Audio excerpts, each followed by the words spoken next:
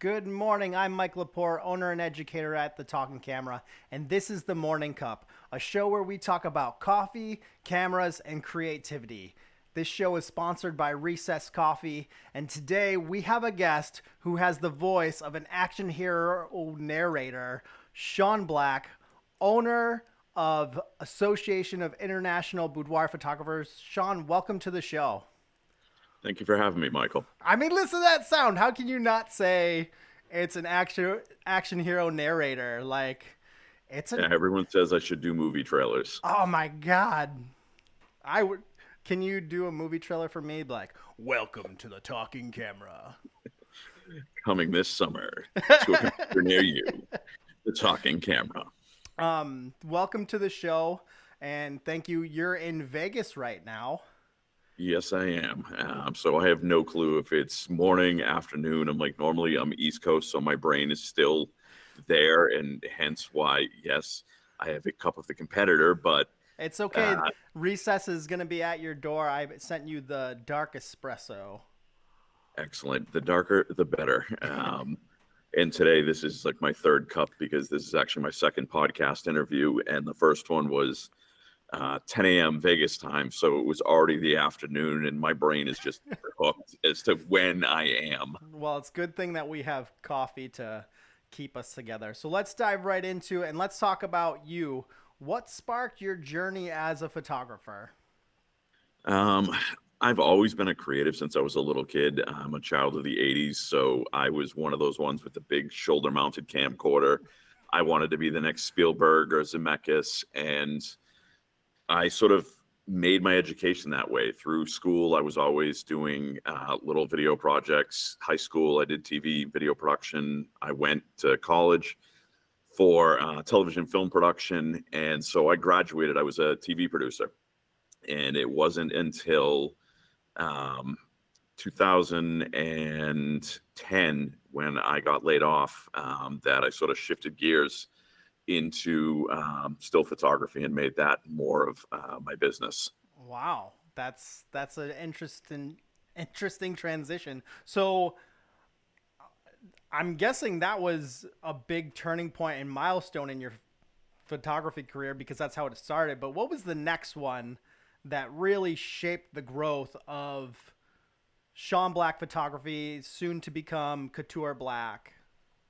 So ultimately, what had happened is I was a producer in video for quite a while, and then I sold my soul to the devil and went to the agency side of things for the almighty dollar.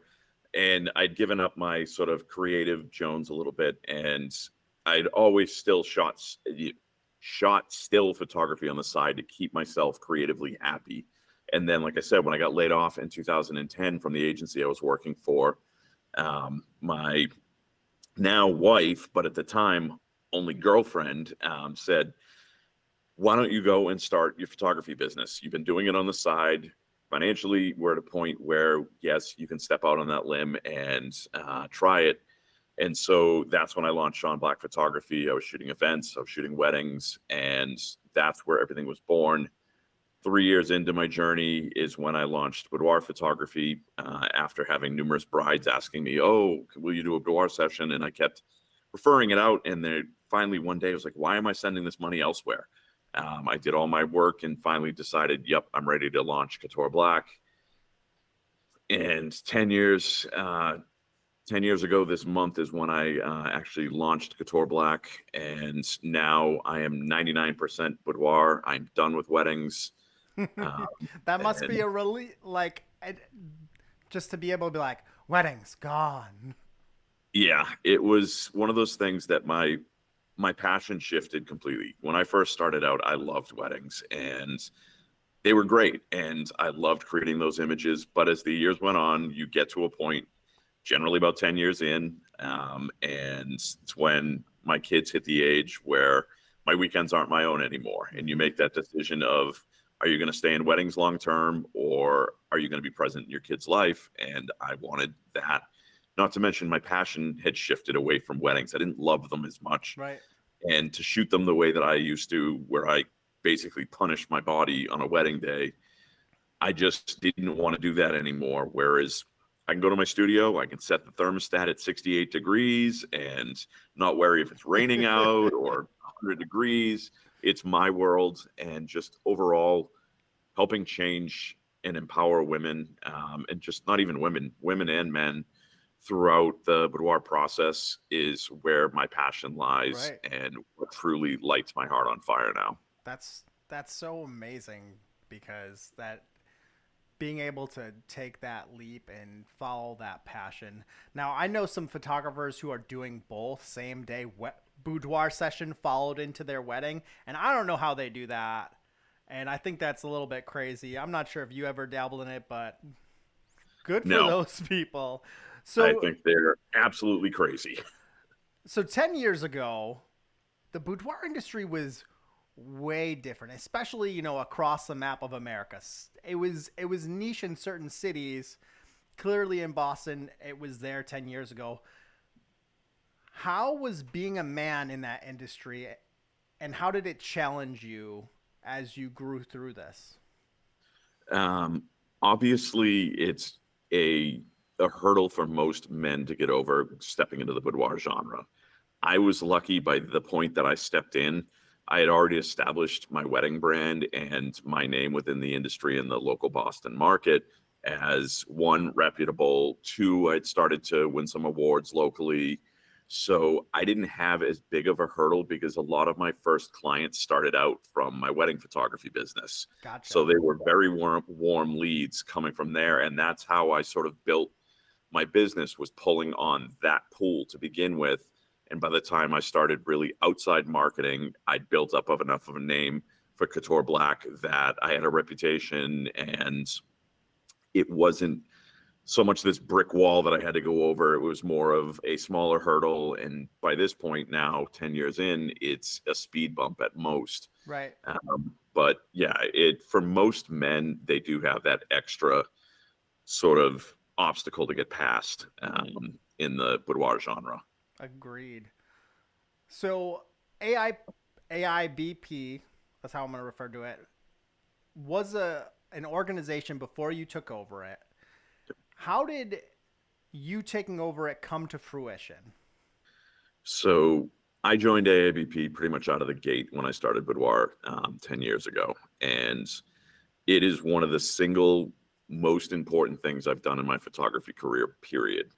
It's pushed me as an artist, it's pushed me as a business person, and it's created some of my longest and closest friends within the photography industry. So I had a very deep, relationship with the organization, and I'd watched it over the years sort of peak in the mid teens. And then as we got probably around 2018, the previous ownership group had sort of lost their passion for it, and I saw a decline starting. Mm-hmm. Then we get to the pandemic and some other things happening, and it was really starting to slide.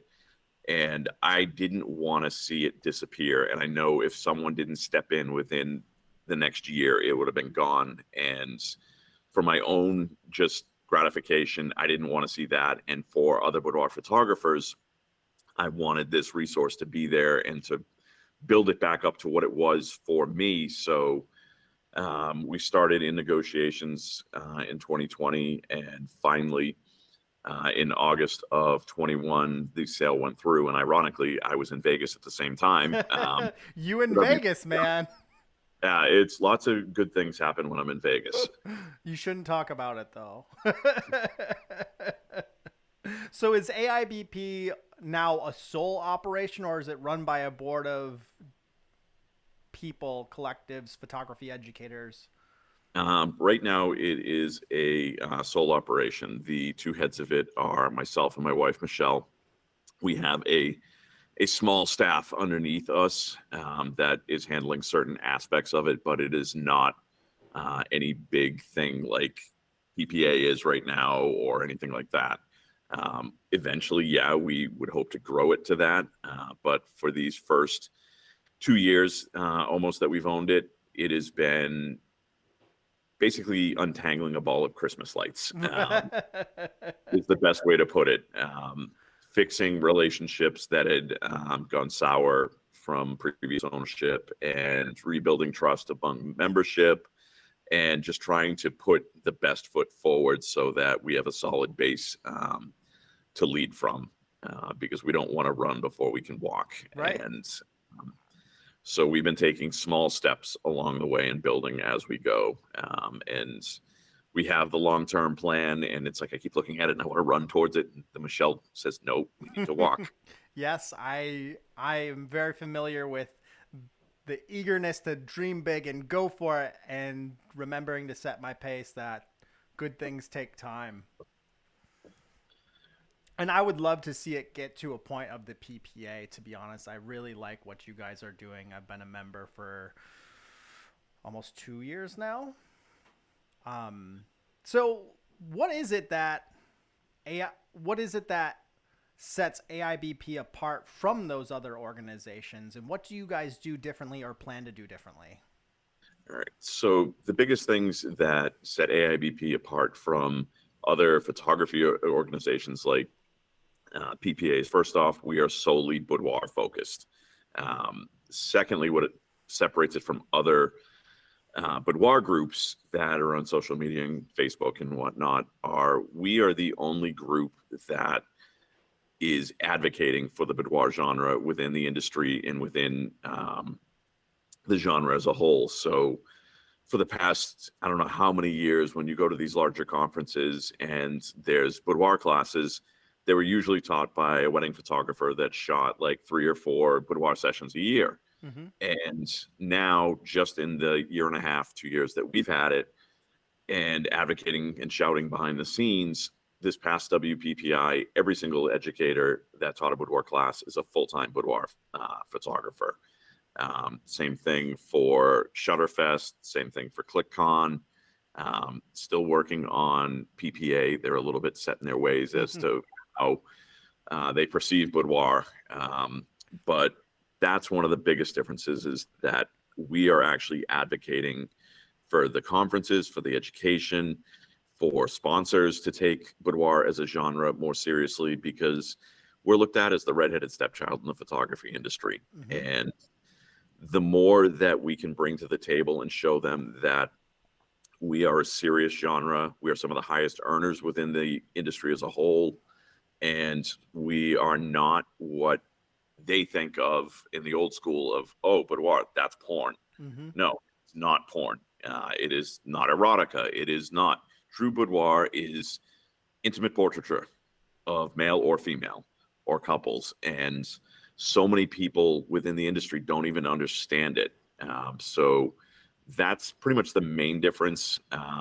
Also, the fact that we provide regular education from vetted educators and provide an amazing community.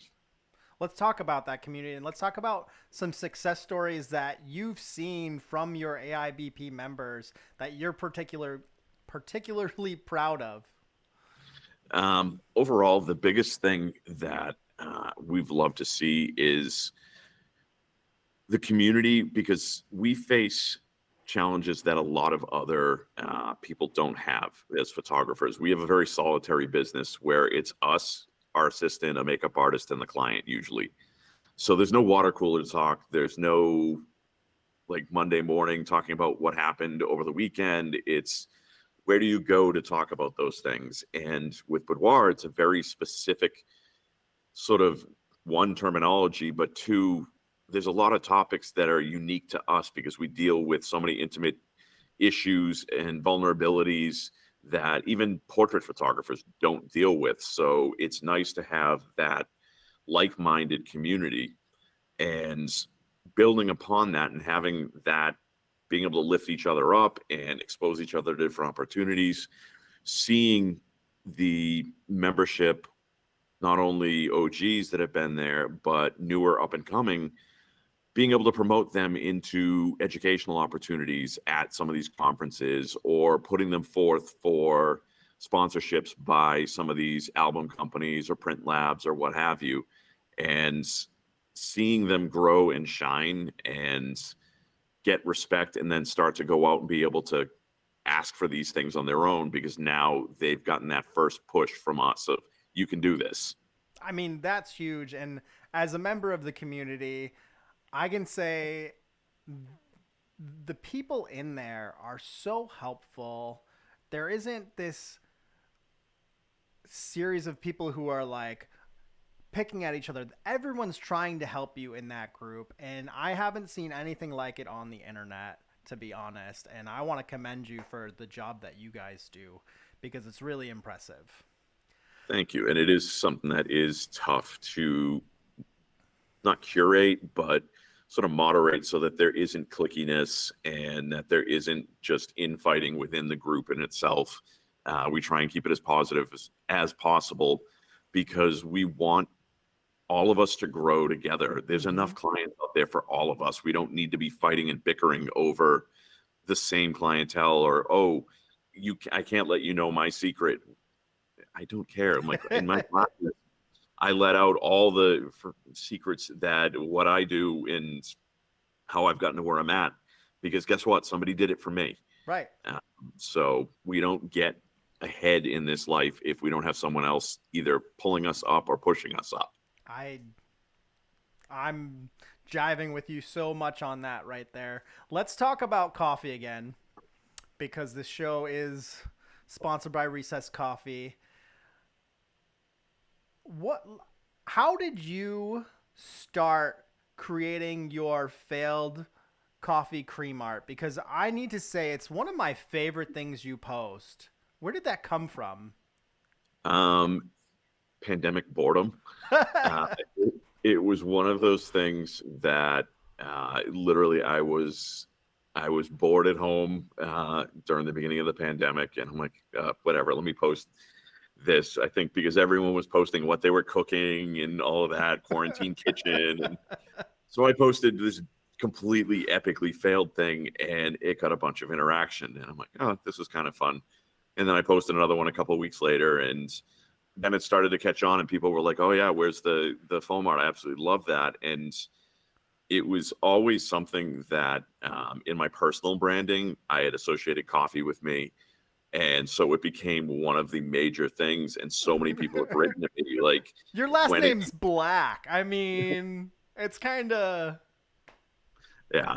they go but hand yeah, in hand. It caught on. It's fun. And it's always like hilarious to see what people's interpretations of what I've done. And there's ones where I've not failed, or so I've been told. I've been wondering, like, secretly, are you actually good at it, or you're just like, meh? I'm always trying to do something, and it usually goes off the rails. There's times where, yeah, I've done some really cool things, but a lot of times I'm basically, it's hell. Most times I'm trying to do a freaking leaf, the most simple thing, and then it's like, meh, They're not completely leaves. off the rails. Oh, that's too funny. So when can we see a partnership with Recess Coffee, AIBP, and release a dark and moody brand that's specifically for this genre? Well, I got to taste the coffee first. I'm like, you should have sent it to my hotel room in Vegas. Yeah, I didn't want it to get lost. We'll get it there. Like, anything better than it's like I've become a complete and utter coffee snob, because in my studio complex on the first floor there is a cafe that also is a roastery. Oh. So my coffee has generally been roasted no longer than like 7 days earlier. Fresh beans. I come in on Monday and I can smell them roasting on Monday. God. So that's too much. Yeah. That's too. Oh. Yeah, everyone thinks I chose my studio specifically because there was a bean roast. It's probably true. I believe it. I 100% believe Subliminally. that. So what's the biggest benefit offered to people who have joined AIBP? There's not one big benefit that I can say, because everyone takes something different out of it. There's the tangible benefits like discounts to different vendors like the Law Tog and all the other wonderful partners like So Trendy and Geekoto that we have. There's the educational opportunities where people are taking advantage of our monthly webinars and putting that into practical use within their own business.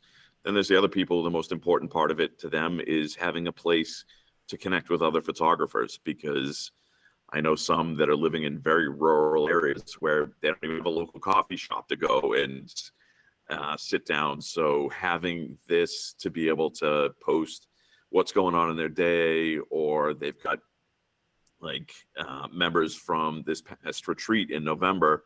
I know several of them have message threads where they talk daily. So it's really cool to see how different members take what's most important to them out of it and Right. really rely on that. So, 2 years into this thing, there's been a couple hurdles. What's been one of the biggest things that's challenged you but gave you insight on the future that you can improve on, that you're excited to change? Um, Probably the biggest hurdles that we've come up against, like I said, is in the beginning, rebuilding that trust on not only the membership side of things, but on the vendor side of things.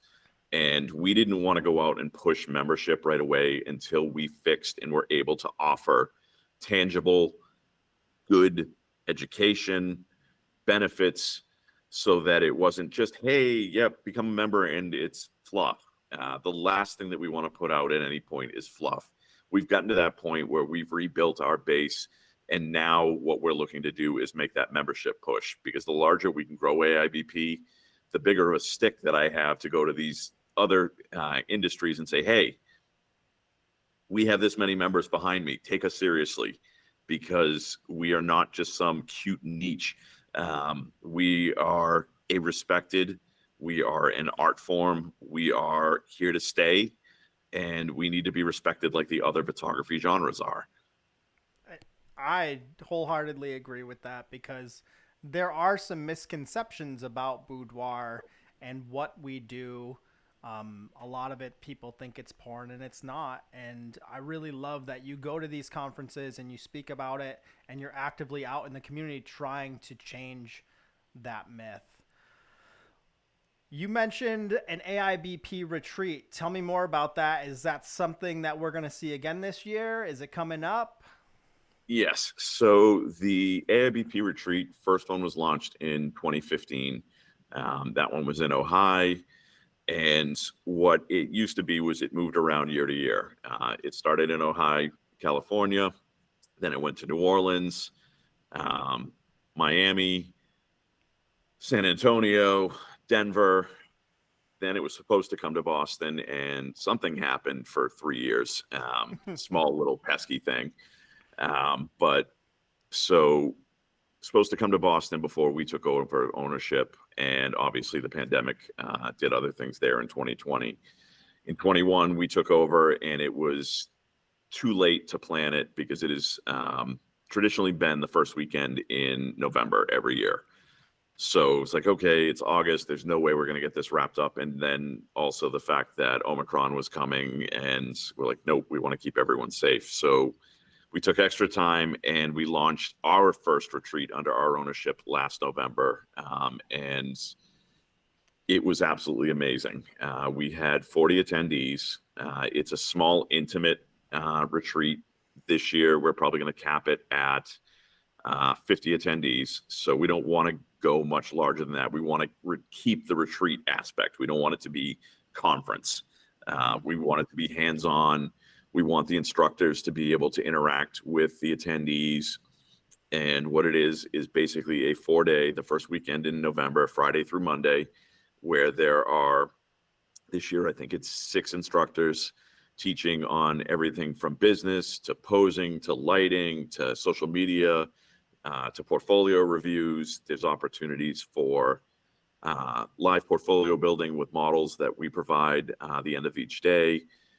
There's opportunities to get in and work one-on-one, almost with mentored shooting throughout with the instructors, so that it's not just, okay, yep, it's an open free-for-all. No, if you've got questions, you have some of the top photographers in the industry there to answer them for you and help hone in what you're trying to do. I'm excited for it. I actually budgeted money this year. I'm probably going to pull the trigger next week on it. What are you doing differently with the retreat this year that was different from last year's first return? So the difference between this year and last year, like I said, last year was the first time back. We held it at the Black Studios, which are mine in Boston, and we decided to hold it there again this year because one attendees actually asked us to. They love the area because our studio is located 2 miles from historic Salem, Oh, I the Witch love City. historical Salem. So many people wanted to go and explore Salem and have more time to come back. So we said, okay, we'll keep home field advantage one more time. That's about the only thing that is staying the same from last year. The instructor lineup has completely turned over, except for Kate Scaglione will be coming back by popular demand. And Jacqueline Tobin, the former editor of Rangefinder, is coming back to do portfolio reviews as well. Awesome. Other than that, all the other instructors are going to be first time this year. And we're also doing, because my studio is built for more of strobe and continuous lighting, and a lot of natural light photographers came. And we still shot natural light in there, but it's not built for it. So on the second day, we're going to do a field trip out to a natural light venue where we're going to have sort of mentored shooting bays, and have that opportunity where we're basically taking that field trip and making it a little bit more customized so that the natural light shooters have more of an opportunity to put stuff that's more looking like their portfolio. Well, I'm super excited about it, and I feel bad for anyone who misses out on it because I am not this year. Shawn, Awesome. thank you for being a part of the show. One more thing, tell people how they can find AIBP, how they can join the Facebook group, and how they can get access to this retreat. All right. So the AIBP website is www.aibphotog.com. So AIBP Photog, but only one P, is the website. If you go to the events page, you'll find the upcoming retreat as well as any other workshops by AIBP educators. That is where you can also join the community as well. All of the links as far as membership are in there. The Facebook community, there is a link directly from the website, but it is on Facebook, the AIBP member community, which you can join separate of the membership, but getting the membership unlocks all the benefits, allows you a lot more well-rounded benefits to being in AIBP. Awesome. Thank you so much, Shawn. And one more thing, can you give me a welcome to the morning cup? Welcome to the Morning Cup. I love it. I'm going to use that forever. Thanks, Shawn.